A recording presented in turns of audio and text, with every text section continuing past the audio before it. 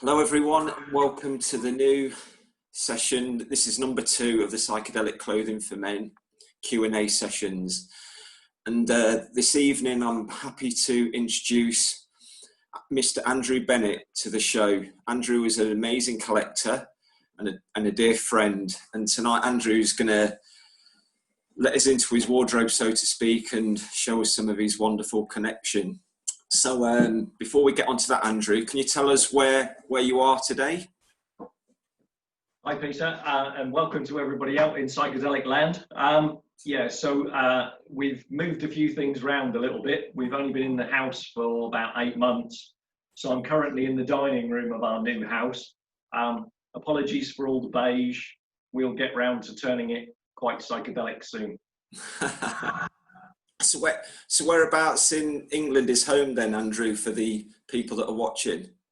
So we're currently in Fareham, which is about halfway between Portsmouth and Southampton, right down on the south coast, where the weather's always sunny. So is it sunny with you today then?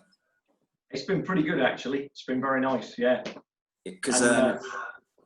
Because where we are, it's been rather, well, for I'd say the last 4 days, it's been very autumnal, to tell you the truth. Heavy rain, so. Right then, let's get on with the nitty gritty. So before we get to the actual, your collection, how did you get into the whole 60s thing and the collecting? Where did it all start for you, Andrew? I think similar to a lot of people, mod revival was a key influencer for me. So I started calling myself a mod in the early 80s, very much did the revival thing. By about 86 or so, I'd kind of discovered that there was an original scene, and I started regressing right back to the beginning, starting off with the R&B and the blues and kind of standard mod attire. And then I think I kind of chronologically started working my way through the eras and stopped somewhere around 1967, 68, I think. Yeah. So when you started out, how were you finding your clothing when it was more the kind of the mod look? Were you looking in second-hand shops then, or were you just buying newer things? I think like everybody else, we all started off with a bit of Cavern and a bit of Melandis and that kind of stuff. Yeah. Then I started discovering shops around the area. So there was a place called the One-Legged Jockey in Portsmouth, still around actually. Wow. Does a lot of vintage stuff. Found a lot of original 60s stuff in there, started going further afield, Camden, Portobello, Brighton, wherever I could find it really. And as you know, I was working on the ships, so yeah. I picked up the occasional bits in Amsterdam, New York, San Francisco, wherever I could find it. That's pretty much like us all. One thing I mentioned last week with Graham, it's in hindsight, like back for us both, because I suppose, you know, like our kind of timelines are pretty similar really, when, you know, with regarding the kind of time when we were both getting into it, because I suppose you could say for me, it was around about 79, 1980 when the mod revival kind of all came into place. But I look back now and I think when I was rifling through secondhand shops, when I was getting into it, some of the things that I would have most probably have discarded would have been the kind of garments that we appreciate more today. Would you say that would have been the same for you? Yeah, I think so. I think it was easy to follow the revival image, although there was a bit of a psychedelic revival at the time. It was all a bit too close to new wave and goth, yeah, to feel right at the time. And I think, yeah, we probably passed over a lot of stuff.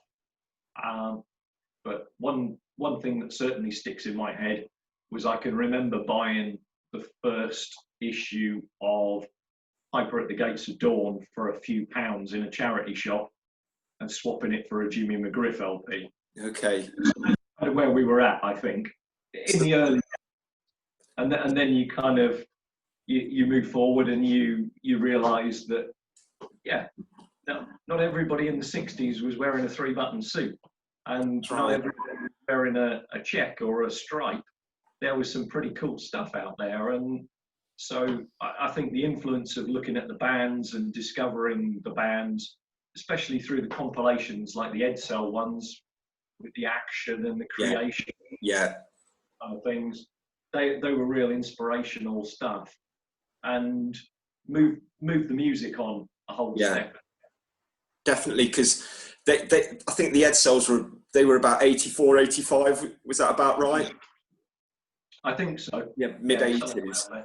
And so we could say then that Piper at the Gates of Dawn was most probably the catalyst that changed your kind of how you perceive the music and the clothing.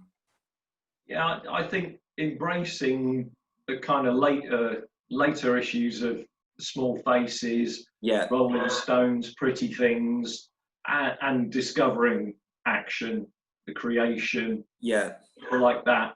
And then was it Rubble LPs? Yes, the Rubble, Rubble series of LPs. All of a sudden, there's a whole new dimension that isn't based on 3-chord blues and uppers. It's kind of based on a much more loose and flamboyant style. Yeah, I think I suppose we're going off on a slight tangent, but I suppose another catalyst that I can remember from back then, when you're talking about the Rubble, like to the viewers that might not know, Rubble were a compilation that collected a lot of obscure British, what were classed as psychedelic records, and put them all under one umbrella, so to speak, in like on an album. And these eventually progressed to about 20. But around the same time, can you remember the C for Miles compilations? Yeah. There was about 3 or 4 volumes of it. That's right. Yeah. Those were classic LPs as well. Yeah. Real seminal LPs. Yeah. So these were all these were the kind of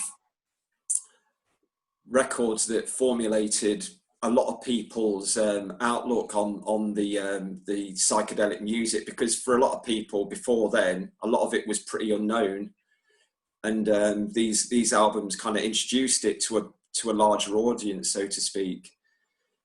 Yeah, and I can remember local record shops around here, and actually being able to find original records was a big driver as well. Yeah. So I kind of quickly went from mod revival stuff, and I can remember picking up a copy of The Creation, Making Time, for £2.50. Brilliant. And I've still got that copy now. Fantastic. And all of a sudden you're kind of, you're like some kind of psychedelic archaeologist. You're on your way. Yeah. And that's the same for the clothing as well, isn't it? Once you start looking, heading in that direction. I think for me as well, when I look back, most probably of the more underground bands, it would have been Creation. So it most probably was when the Edsel album came out, that put together a lot of their records. Yeah. And I felt personally, like when I discovered them, that I'd found something that no one else knew about, that feeling of the same as when back pre-internet days, like certain singles, if you found them, you felt that there might have been only 1 or 2 in the, on the planet. And it's only when you started going to clubs, and once the internet was introduced, that you started realizing that these records were rare, but actually not that rare. You'd find a lot more people, your peers, that had them as well. Yeah, and finding like-minded people around in the clubs and things like that. And lots of people that just give you a name or a tip off in a different direction or somewhere else to go and explore. Yeah. And you kind of find yourself wandering your way for the stuff that kind of makes your heart beat a little bit faster. Yeah, definitely. So when you were finding more of a penchant for the mid to late 60s clothing, can you remember the first garment that you actually acquired, that you thought, yeah, I've found something now? And I'm talking more about a garment that would have had some kind of label in. Oh crikey, with a label in it. I think, strangely enough, you know the one that I'm going to say. So the one that really sparked it for me was just over here, which I found in a gentleman's kind of second-hand junk stall in Brighton. Andrew, do you want to bring it forward? So. Yeah.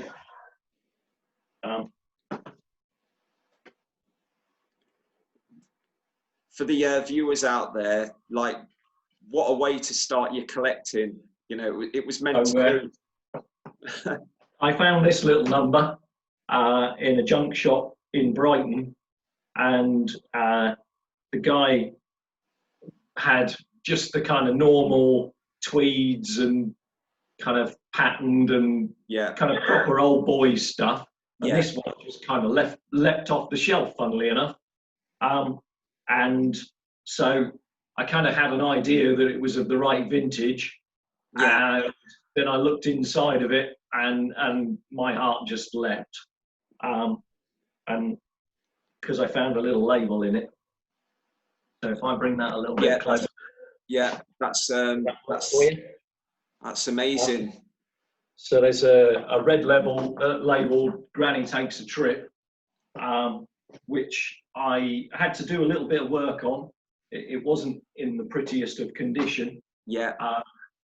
But it lived for a number of years until I put on a few pounds. Going on a few mod rallies and clubs and bits and pieces, I used to wear it quite regularly. Yeah.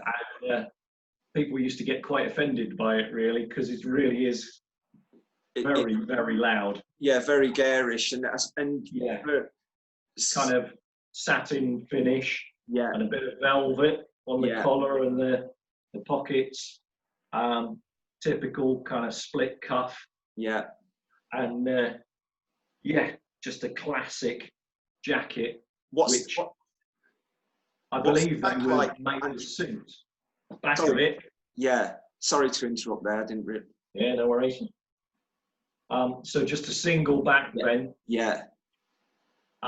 Very simplistic style, but in a material that's just really quite obscene for the era. It's guy for. It's like similar pattern suits to them. Sometimes came with matching trousers as well. So I'm wondering, maybe in its original form it would have been a two-piece suit, maybe. I think so. I think it was more than likely a suit. I have seen the same pattern, but in different colours. I think I've seen black with greens and yellows. Yes, yeah. As a full suit. And with the clothing that Andrew's going to be kindly showing to us tonight, when I upload it to the page, maybe put some better pictures up, Andrew, of the clothing for people to appreciate better. So what kind of date was this, Andrew? What kind of year would you say you found this? I would say early 2000s, probably. Yeah. So that's to have that as your first find is amazing. You know, it's certainly the first one with a label in it. That really leapt out. Yeah, it's a dream come true. Yeah, kind of inspirational. Yeah. So whilst you're over there, Andrew, if you want to start taking some pieces off and talking us through them. Yeah, sure. So, where do you want to start? In doing a bit of research and a bit of digging through my wardrobe, I found that I think I have a lot of Take 6. Yes. Now, whether that's because they had a lot of shops and there was a lot of it about. Yeah, that's correct. I think that's probably more likely. Yeah. So I'm guessing this one's a much later item, sort of, I don't know, 68, 69 by the looks of it, kind of safari-ish style. Really nice suede though. Nice little Take 6 label in the back there. I don't know whether you can see that. Yeah, you can see that now. Yeah. That's lovely. And it's got like epaulets on the shoulders, is it? Yeah, epaulets on the shoulders. Got a kind of sweeping back to it. No vent. Yeah, nice yoke on that. But yeah, really kind of comfortable, smart jacket. Really quite like that one. The only failing with suede is it's a bugger, isn't it, to keep clean? Yes. Yeah. I was really lucky with this one.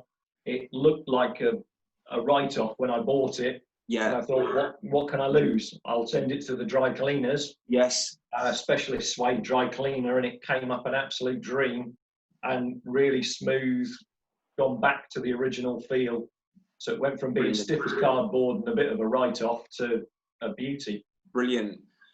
Yeah. Like talking of suede jackets, I picked up an absolute beauty this week off Etsy actually. Okay. And I didn't realise until I got the package that it was from Leicester, and it ended up that the lady that sold it, she used to have a vintage shop in Leicester city centre called Dolly Mix, and she actually knew me because obviously on my Etsy I had a photograph.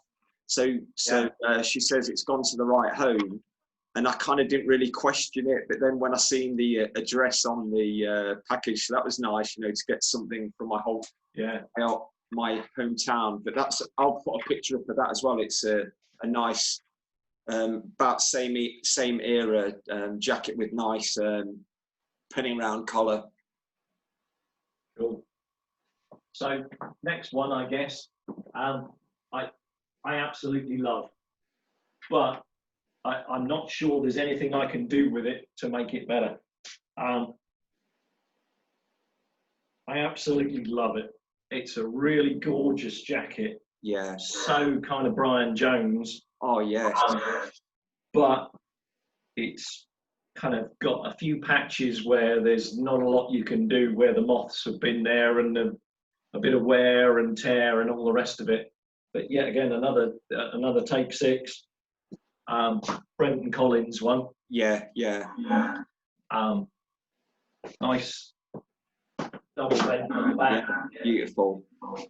And quintessentially as 60s as you get. You can't get a more quintessential. You can imagine the dandy wearing that walking up and down Carnaby Street. It's absolutely beautiful. And for me, what makes it as well, what brings it all out is the white buttons. Yes, yeah, offsets it really nicely. And the way the collar and the lapel join together, for me, that's just a perfect jacket. Beautiful, absolutely beautiful. So that's a nice one. I like that one. It's going to be a bit like a Take 6 show, I think. We'll maybe bring a few other bits and bobs in. Whilst you're getting the next one, Andrew, I'll just quickly tell the viewers out there that might not know.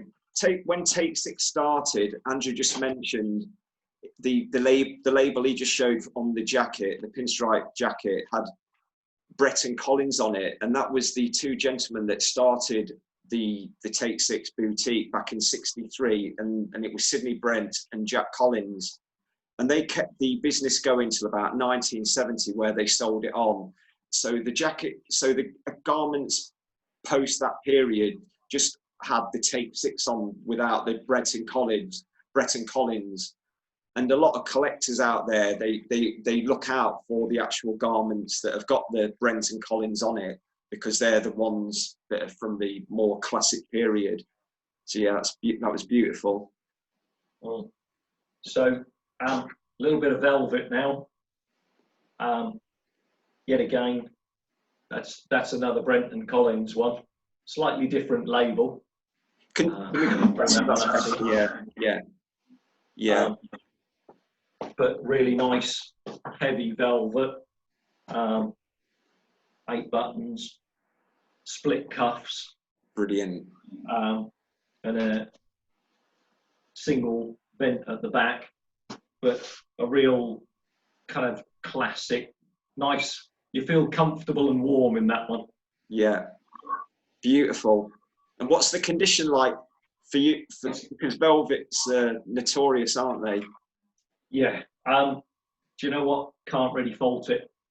It's lovely. That's really good. It's a real nice one, that. So it's a favourite.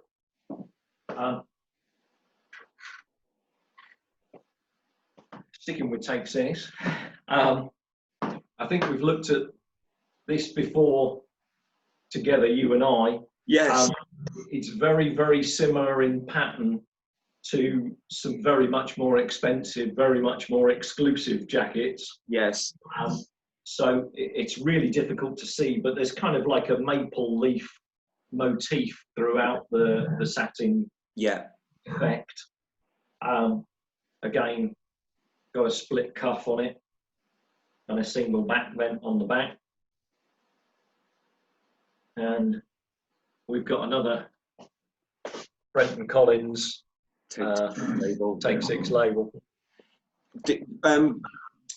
Earlier on, well, last year, I used to run a club, and we did a little special thing in the afternoon, and Andrew brought some of his collection down to Derby for that, and we did a similar kind of thing as what we're doing now. And so some of the garments that Andrew's presenting this evening, I've been lucky enough to see before, and the particular garment Andrew's showing now, the actual fabric and pattern was similarly used for dandy fashions. And the thing is, there were most probably a lot of these places, they were all sourcing the same fabrics from the same places, and then just putting their own, and sometimes they were most probably made by the same tailor, just for different boutiques. But that's a beautiful one. Well, they all are. It's just absolutely wonderful. Yeah.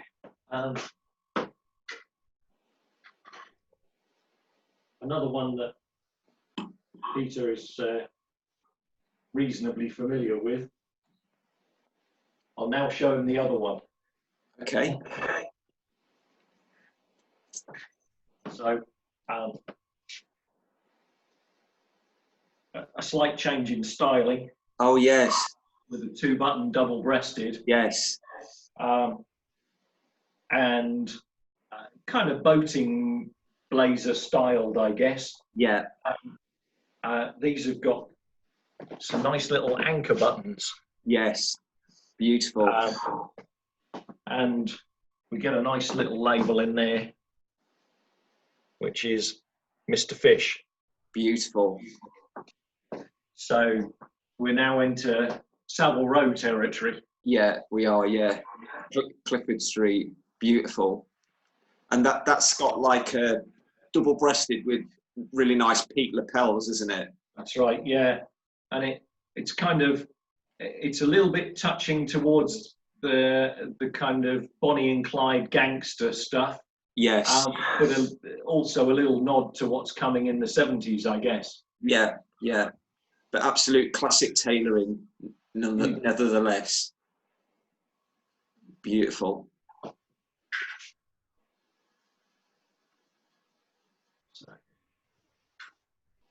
I think, as I said in the perfume garden, I do own a few little jackets, and it is a source of scorn that I do seem to own too many jackets. But how could you possibly resist a heavy purple velvet 4-button jacket.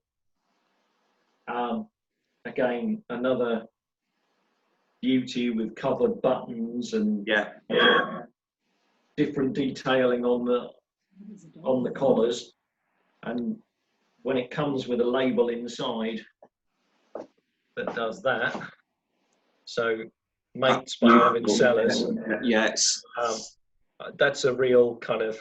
I've never seen a really pretty label. I've never ever seen a Mates label like that. I've got a few Mates Mervyn Sellers garments myself, but not with such a not with that label. That's absolutely beautiful. Mm. Where did you find this jacket? Crikey. I think probably Brighton. I used to find a lot of stuff in Brighton. Yeah. Whether it was Snooper's Paradise or a number of kind of vintage outlets, they always seem to turn something up. That's brilliant. So with that, it's got a single vent, but it's all pleated in rather than open. The pleated back vents are always harder to keep in shape. You know, obviously if you wear it and when you sat down, you know, that's a beautiful. So this is when would you have purchased this then in the early 2000s? I think I bought most things between late 1990s and about 2010. Yeah, something like that. Yeah. I've never stopped collecting. It was just that was when the majority of it seemed to appear, as it were. Yeah. It's rarer and rarer, doesn't it, now to find? Yeah. So the days of kind of Camden and Portobello being really good places to go hunting for vintage, Brighton being a really good place to go, and having listened to your last chat with Graham, when Casper had a small stall on Portobello, when Francois had a small stall on Camden Market, and things were still appearing on the run-of-the-mill stalls if you went looking. Yeah, it was interesting times.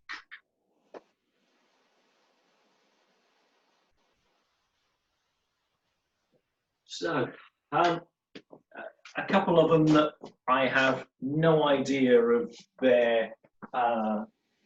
They have no labels. They've got no kind of indication of where they came from. Yeah. They're clearly of the era. That one there in particular. So that predates the Granny Takes a Trip. That one definitely came from Brighton. I can remember that one. Yeah. And I don't think I paid more than about £50 for it back in the day. It's absolutely vibrant colouring. Yeah. Nehru collar, bright red lining in it. Yeah. Covered front to the Nehru, nice slanted pocket flaps, split cuffs.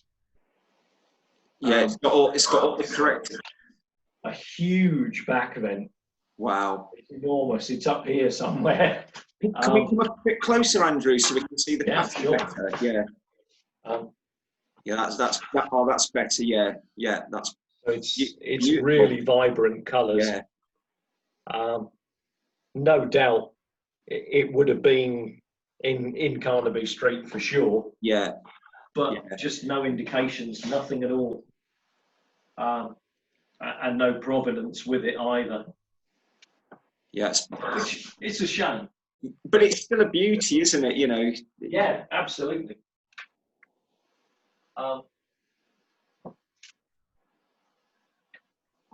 Something I picked up relatively recently, actually, and I would love to see it under natural and then UV light, because I think it would light up.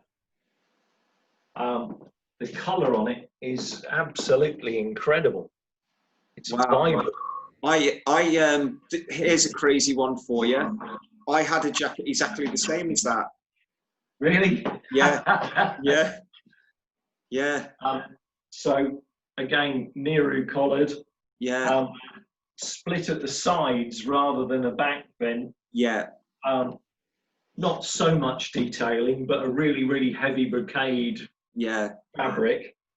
And the only indication in it is an English-made label inside. Yeah.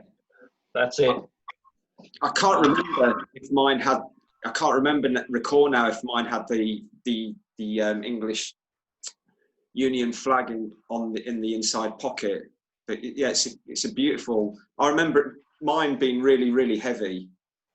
It's quite a heavy material. Yeah, you could imagine some Victorian curtain material being stripped down for it. Because a lot of these fabrics would have been used. Their initial purpose would have been upholstery, wouldn't they, of some sort? Yeah. And then they. Yeah, it's beautiful. So I did ask the guy if he could remember which store, which boutique he bought it from, and he said it was definitely Carnaby Street, but he really couldn't remember which one. Yeah. But he distinctly remembered going to see Cream, Jimi Hendrix, and the such like at various clubs around London wearing the jacket. So amazing. I was kind of over the moon with that. That really made my day. Yeah. When you can buy this, I think it's very special when you actually purchase a garment from the original owner and they've got some really nice stories to go with it. Yes. Yeah. It's more special. It's really nice to join all the dots and make it a reality. Yeah. You know, otherwise it's just a story in a book. Yeah. That's lovely. So, at the risk of taking you off on a little bit of a tangent, Peter. I think I know where we're going, and we need this. It all links. Yeah. So I did place a few posters, just to kind of get them out there. The 14-hour Technicolor Dream poster. Wonderful. Absolutely wonderful. Each and every one of them was a different colour. This one's in oranges and browns. The most desirable ones are in purples and blues and pinks. I personally think, because you can see it in the colour run, that they just got more and more muddied as they went along, and they just kept on running them off. Yeah. The Hendrix poster is a familiar image, I'm sure, to everybody. Yeah. But it doesn't say film or auditorium at the top. It says, "Are you experienced?" down the bottom. All right. So that's a real obscure variant of the Red Indian image. Yeah. Which actually advertises the LP. It's a track poster. Was that a Hapsash and the Colour Coat design? It is. Yeah. Yeah. Yeah. I'm not sure. I'm not sure of that one. Yeah, it's amazing. A lot of people know about the Fillmore one, but not so many people know about the Are You Experienced one. Granny Takes a Trip is a firm favourite for everybody. Yeah. Although I kind of wish they'd made a better poster for their own boutique. Yeah. It's kind of it's a little bit more expressionism than the previous ones. Yeah. Yeah, it's kind of, well, obviously with these psychedelic posters, I suppose the whole purpose is to, they're hard to decipher, but I do find the Granny Takes a Trip one, you just wish you could see that within it a bit more obviously, but it doesn't take away that it's still an incredibly beautiful poster. So something I think I told you about. Let's see how you like that one. Oh yes. So that's some original artwork from Nigel Weymouth for Granny Takes a Trip, which was then reused for the Purple Gang single release. for Granny Takes a Trip. Yes, yeah, that's useful. So I love the imagery on that. When I bought it, I didn't expect anything else with it. What I got was a very dishevelled and folded photograph. Oh, the Purple Gang. And it's the Purple Gang outside of Granny Takes a Trip. Wonderful. And hand annotated on the back of it, it says, outside Granny Takes a Trip, boutique, February 67. Inside at the time, Nigel Weymouth and Paul McCartney. Watching in a mini moke, making faces at the band, Pattie Boyd. And those are handwritten by Joe Beard from the Purple. That's absolutely amazing. And so that for me was an absolute beauty of a find, and something I really didn't expect. Where did you acquire these, Andrew? So there's a number of vintage poster and memorabilia sales people around the place. Yeah. I think that was a guy. I think it was called Briggs. And he deals from North London, and he does seem to turn some stuff up. Yeah. Some quite remarkable stuff. So when you bought so you had no idea when you actually bought that the Granny Takes a Trip Purple Gang piece that the photograph was going to come with it? No idea. Oh, that's just incredible. It was just fantastic. Another little strange find from eBay not so long ago, while we're talking Granny Takes a Trip. There's the man himself. The man himself, Nigel Weymouth. That's brilliant. On the back of it's actually camera press, which was like the combined press, usable images and kind of authorized images to be used around the newspapers. So on the back it says, the New Society, Who's Who in the Underground, Nigel Weymouth, pictured, and Michael English, both designed posters, book jackets, record sleeves, etc. And it goes on a little bit. And it says, they are both models for the agency English Boy Limited. Now, I know that means something to you. Yeah, well, that was Mark Palmer's agency. Before you just said that, I was going to say that to me looks like a stereotypical photo that would have been used for the English Boy Model Agency. So yeah, that's absolutely wonderful. Wonderful. And it references Nigel as part owner of Granny Takes a Trip and the Observer magazine that they used the image in.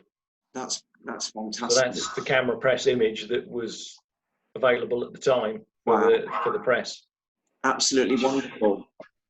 I thought was really nice. I've got another little photo. I know we're talking about clothes. No, but this is all related, and I'm absolutely fascinated by what you're showing, as I'm sure the viewers are as well. Keep it coming. I've treasured this image for a long time. I believe it to be an original photograph. And the guy who sold it to me sold it as a photograph that was taken by an apple scruff. Wow. So the apple scruffs went around and tried to get images of the Beatles and try and get themselves in images of the Beatles. And I've never seen the image again.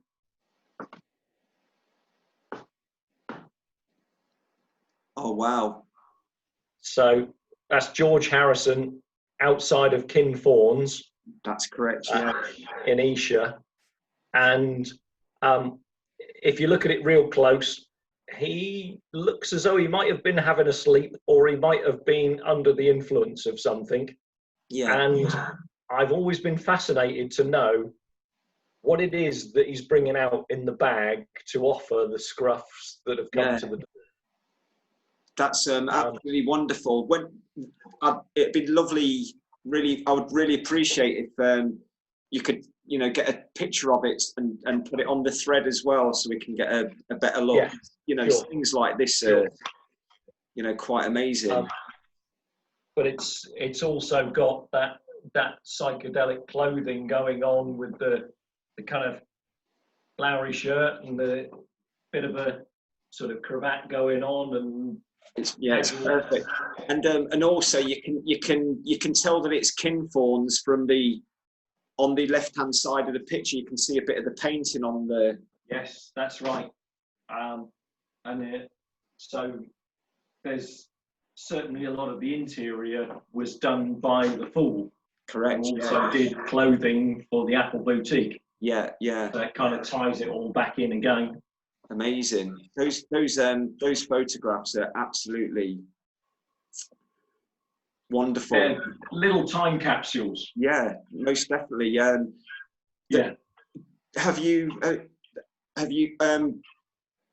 to the viewers, there's hopefully an exhibition happening this year at the Fashion and Textile Museum. I've mentioned it on the page a few times, and Andrew's hopefully going to be lending a poster or two. I'm not too sure what the actual arrangement is, but the gentleman that's putting on the exhibition, is he aware of those pictures that you've just showed us today? I don't think he is. I haven't spoken to him for a few weeks, but perhaps I should have a little catch up with him. Yeah, he rang me up this morning because there is some news on the exhibition that until he kind of, well, you can imagine with what's going on in the world, you know, it's kind of, it relates to that. But yeah, I'd definitely make him aware of them, because to me they're a prop that would be so important to be part of the exhibition. They're wonderful, absolutely. So is there any more garments? Garments, yes, we've got plenty more to go. Did we mention the posters in the background? Yeah. So Peter's favourite poster. Yes. Susie's making threats already. Hung on You boutique. Peter's done various articles about and brought us all up to speed with the details. I was lucky enough, and I do regard myself as extremely lucky, to acquire an original poster for Hung on You boutique, which is another Hapshash and the Coloured Coat poster. So it's Nigel Weymouth and Michael English as the artists. I bought it a long time ago for, at the time, quite a large sum of money. Yeah. And I absolutely love it. It just says everything about the kind of the bringing together of all the different aspects of that psychedelic era. Of there's a bit of space age, there's Indian influences, there's the kind of earth, air, fire, water, all those kind of, everything about mysticism is involved in that poster, and the colours and the silk screening of it is so stereotypical of the era. And there's certainly at least one photograph that I know of, which is on the outside of the boutique with that poster in the window. That's right. Yeah. It very much ties it down to a particular time and a particular place. And such a quintessential image that would have been on people's bed sits and squats and whatever around London at the time. So I think it's great. It is. You'll get no argument from me on that one. Or Susie. One more poster, strategically placed, which was also requested for said exhibition that we were talking about. Yeah.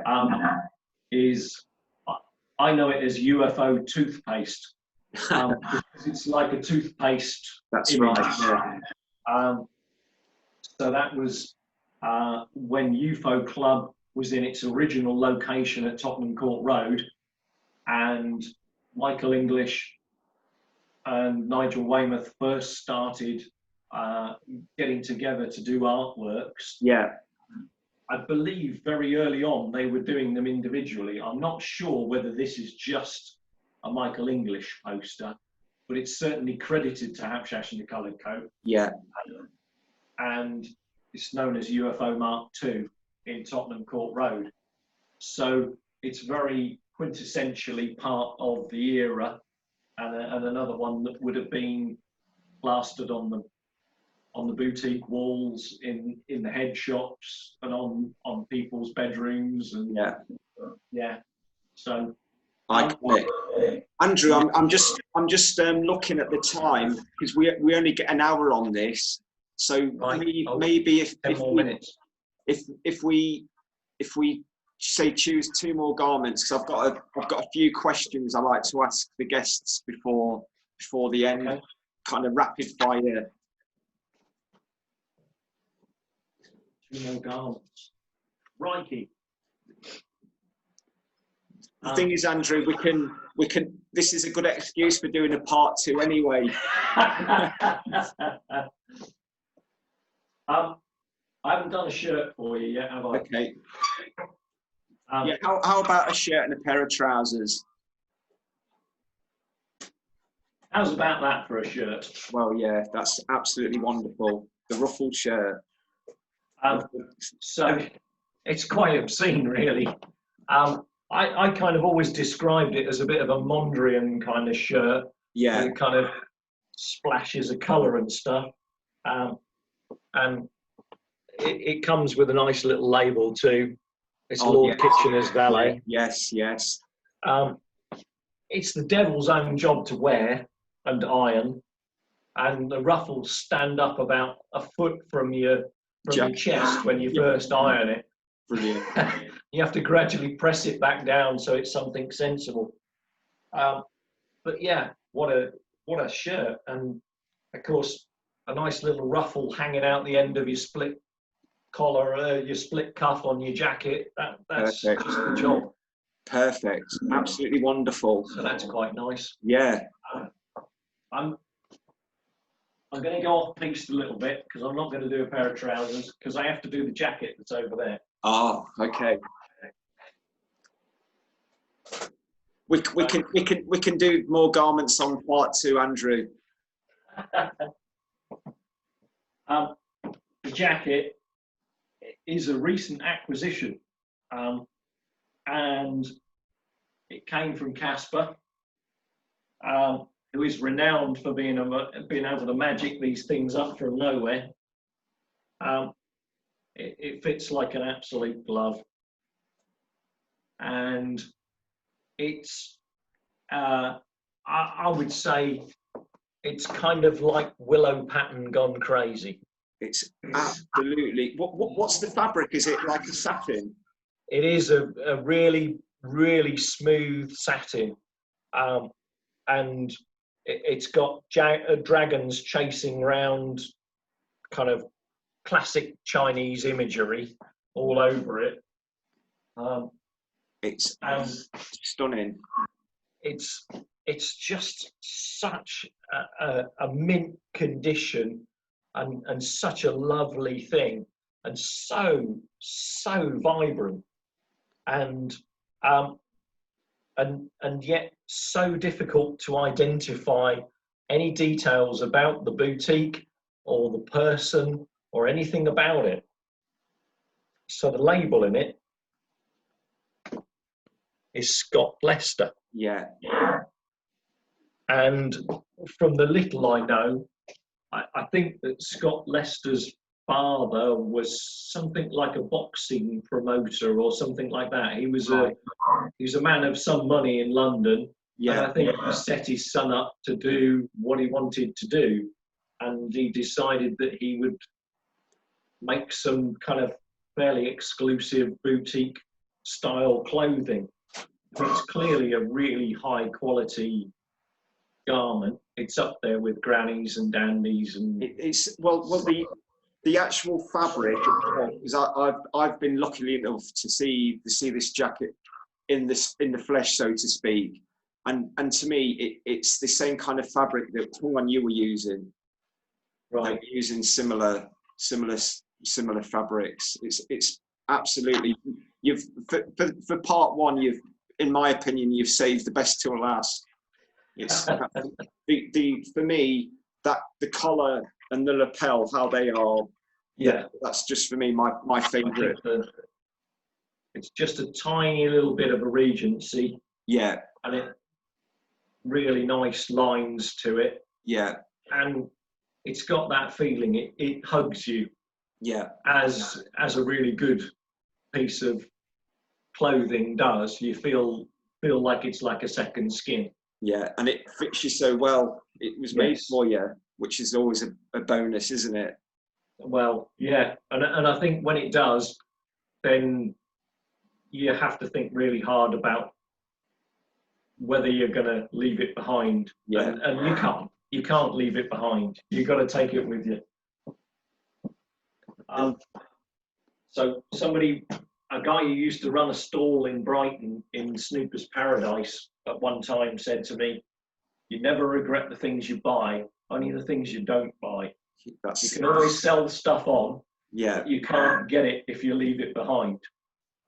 So that's I think one vintage and with records, you know, with posters, all that kind of thing, you really have to kind of make the most of it when you get a chance. So that's your words of advice to the viewers then. Never pass upon something if you can get it. Yeah, I think I never set out with any of this stuff to make any money out of it or to have any kind of one-upmanship or anything about it. It was just, they were beautiful things. Yeah. And I think you kind of, you need to surround yourself with things that make you happy, and if you can, you should really go for it, and you know, focus on the things that you can do and make the most of it. Perfect. So we're approaching that time where it's going to have to end. So I've got 3 quick questions for you. So okay. The first one is, if you were allowed to go back in time in that magic time machine and you could shop in only one boutique, which one would it be? Grannies. And that's 2 weeks running now, so we've got a thread going there. Okay, shoes or boots? Boots, I think. They make me feel more secure. Okay, and last but not least, rare garment or rare record? Oh, hey. or in your case, rare poster? Yeah, all things in moderation. No, you can't. You've got to say. Come on, you've got to say one. You're not getting the easy way out there. Okay, so the last rare thing I bought was Path Through the Forest by The Factory demo. Wow. Well, you know, you can't get better than that.